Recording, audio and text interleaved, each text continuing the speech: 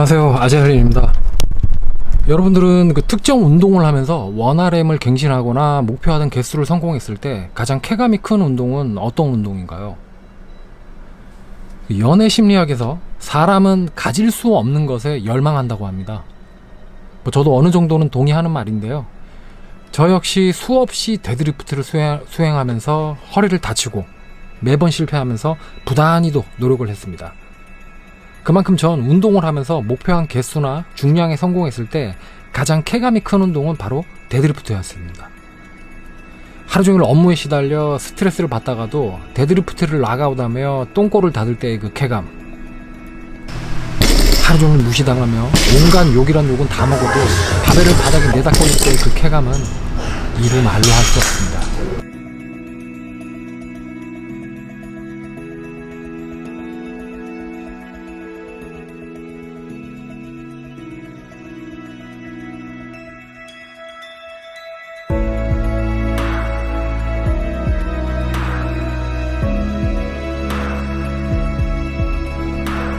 아시다시피 저를 오랫동안 봐왔던 구독자분들은 제가 데드리프트를 한동안 접었다는 것을 알고 계실 겁니다. 하지만 제가 4주 전부터 데드리프트를 다시 실행하기 시작했고 저중량이지만 부상 없이 그리고 허리 하부의 통증 없이 수행을 하고 있습니다. 그래서 최근 제가 데드리프트를 실행하며 보완한 점과 더욱더 빠른 스피드와 역동적인 움직임을 하기 위해 연습한 것들을 여러분들께 공유하고자 합니다. 그래서 영상 끝까지 봐주시면 참 감사하겠습니다. 자, 첫 번째로는 복압을 발을 잡기 전에 넣습니다. 많은 분들 이렇게들 하시는데요. 저는 그렇게 하지 않았습니다, 원래. 근데 이제 최근에 다시 실행하면서 요 복압 넣는 방법을 바꿨는데요. 데드리프트만 하면 허리를 다치는 제가 결론을 지은 바로는 데드리프트의 횟수가 반복이 되면서 복압이 풀렸던 적이 많았던 겁니다. 그만큼 1회 세팅이 허술했고 그냥 들어올리기 바빴다는 거죠. 그래서 저의 인친인 그 인친분 한 분이 에게 고민을 얘기했고 그의 조언으로 발을 잡기 전에 후방 경사를 만들며 등에 긴장감을 주며 복압을 미리 잡아주는 걸로 변경했습니다. 이렇게 되면 셋업 시간이 줄어들고 리프팅 시에 복압이 더욱더 견고하게 잡히는 걸 알게 되었습니다. 우리가 데드리프트를 할 때 앉아있는 상태에서 복압을 넣으면 100% 완벽한 복압이 잡히지 않습니다. 하지만 스쿼트 같이 서서 운동을 하거나 의자에 앉아서 운동을 할 때는 복압을 넣을 줄 아는 분이라면 100% 복압이 잡힙니다.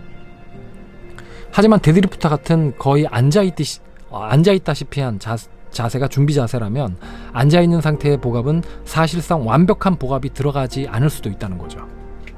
그렇다면 횟수가 반복이 될 때는 어떡하냐라고 물어보실 분들이 계실 텐데요. 횟수가 올라가면 락아웃에서 호흡을 풀어주시고 다시 넣어주시면 됩니다. 그래서 제가 생각하는 최근 제가 요추 중립을 유지하고 허리를 다치지 않는 주요 원인은 첫 번째, 이 방법이었습니다.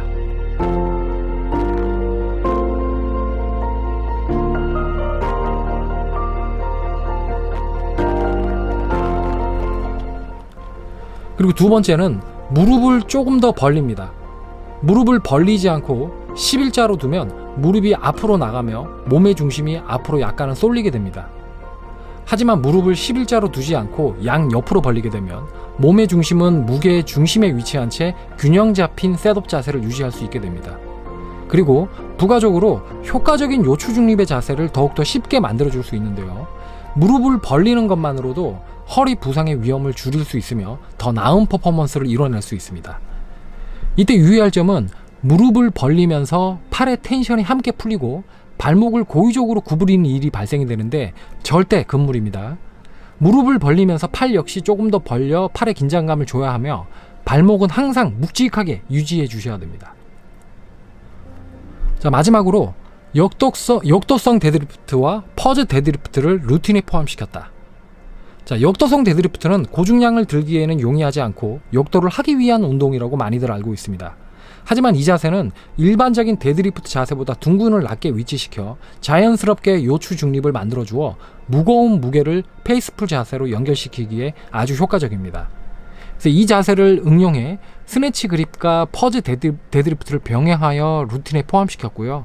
어떤 자세가 허리에 부담이 덜 가는지 영상을 확인하고 연구하며 일반 데드리프트에서의 조금의 응용을 하며 허리에 부담이 가지 않는 데드리프트 자세를 몸에 서서히 적응시키고 있습니다. 그러니까 제가 응용한 방법은 역도성 데드리프트의 둥근 포지션을 어느 정도만 적용시키되 어깨선을 바벨 위치에 일치시키지 않고 조금만 더 앞으로 나가는 겁니다. 그러면 일반적인 데드리프트의 포지션에서 벗어나지 않되 역도성 데드리프트의 이점인 요추의 중립을 쉽게 유지할 수 있었습니다. 특히나 퍼즈 데드리프트, 즉 정지 데드리프트는 데드리프트의 속도감을 향상시키는데 아주 효과적이었고 적은 무게로도 큰 훈련의 강도를 줌으로써 데드리프트의 수행 능력 향상에 도움을 주었습니다.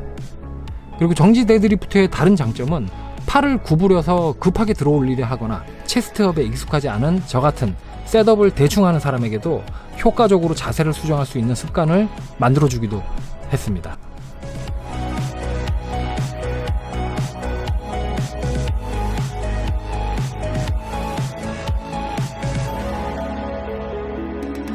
자, 이상 제가 최근에 데드리프트를 부상 없이 수행할 수 있도록 해준 3가지를 구독자분들께 공유해드렸습니다.